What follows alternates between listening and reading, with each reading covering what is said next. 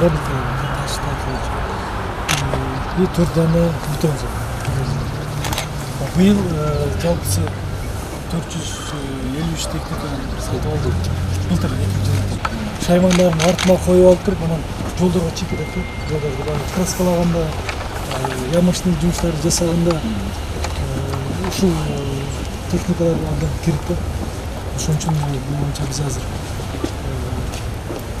ар бир жеткизүүдөн бере атабыз.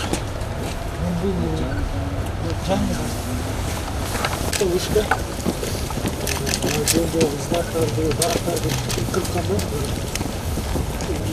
азыр бул бетон чачуучу грейдер, эң негизги грейдер 57 бизде деп да, 57 деп баарына бирден азыр. Реконструкцияланып бүттү.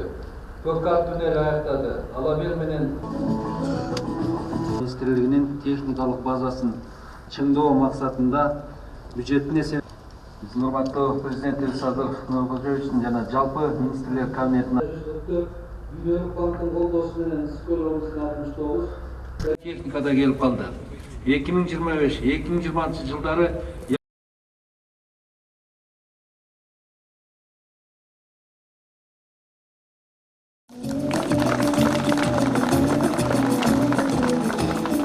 урматтуу мекендештер, урматтуу жолчулар, бүгүн Транспорт жана коммуникациялар министрлигинин техникалык базасын чыңдоо максатында бюджеттин эсебинен сатып алынган атайын техникаларды расмий тапшырып жатабыз.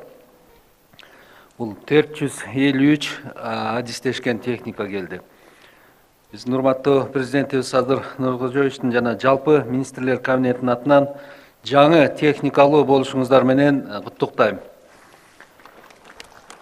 Буга чейин жол техникасы көбүнчө насыяга же гранттык негизде алынып келсе, бүгүнкү күндө жол тармагын өнүктүрүү, аны тейлөөчү материалдык техникалык базаны жаңылоо жана жакшыртуу максатында республикалык бюджеттен каражаттар көбүрөөк бөлүнүүдө. Транспорт министрлигинин бюджети 2020 жылы 10,9 миллиард сомду түзсө, 2024 жылы 22 миллиард 299 миллион сомду түздү. 2 эседен көп каржыланууда. Бул каражаттын ичинде жол фондуна бөлүнгөн каражат 5 миллиард 33 миллион сомду түзөт, капиталдык салымдар үчүн 6 миллиард 536 миллион сом жана инвестициялык долбоорлор аркылуу 10 миллиард 236 миллион сом бөлүндү. Бул каражаттар 2024 жылы 1000 километрден ашык жолдорду оңдоо жана куруу иштери жүргүзүлдү. Анын ичинен 802 километр жолго асфальт төшөлдү. Түндүк түштүк альтернативдүү автомобиль жолунун курулушу аяктап калды. Кылым курулушу Кытай, Кыргызстан, Өзбекстан темир жолунун курулушуна 27 декабрда 3 тараптуу старт берилди. Жалпы 60 чакырымды түзгөн Балыкчы Кочкор Каракече темир жолунун 35 чакырымы бүткөрүлдү. Ири жол курулуштарын мамлекет өзү сала баштады. Балыкчы Бөкөнбаев Каракол, Нарын Баетов, Алабока Жаңы Базар Кировка, Ош Баткен Разаков жолдору жана башка приоритеттүү жолдор салынып жатат. Барскоон 3 Турпан Аксу эл аралык коридорунун биринчи чыйыр жолу түштү. Аталган жолдун Карасай Бедел бөлүгүнө 58 километр убактылуу жол курулду. Бедел көзөмөл өткөрүү пункту ачылды. Өзгөн айлама жолу баарыбызды суктандырууда. Башкасын айтпасак да Зардалын айталы. Президенттин тапшырмасы менен эң алыскы айыл Зардалыга жол түштү.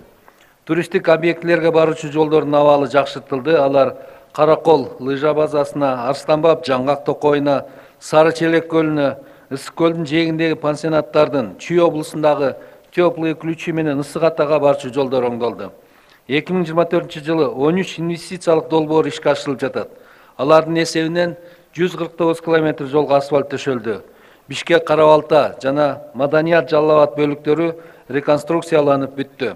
Көккар туннель аяктады. Алабел менен Төө ашууда кар күрткүсүнөн коргоочу тосмолор орнотулду.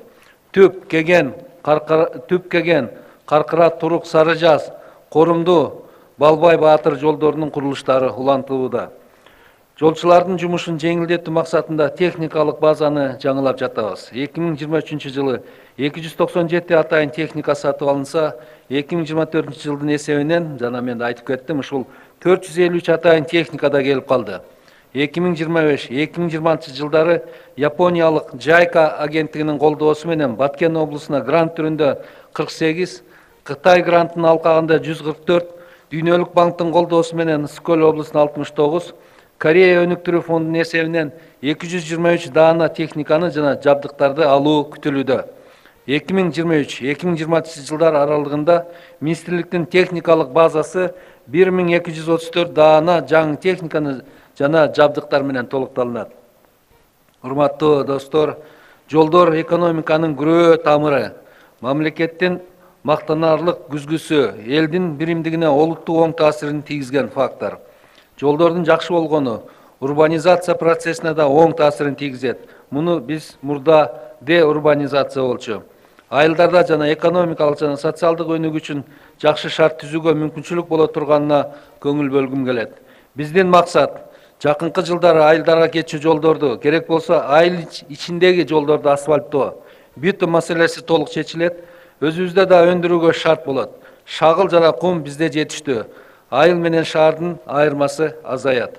Жолдорубуз жакшы болсо, транспорт да бузулбайт. Жерлерде бизнес дагы өнүгөт.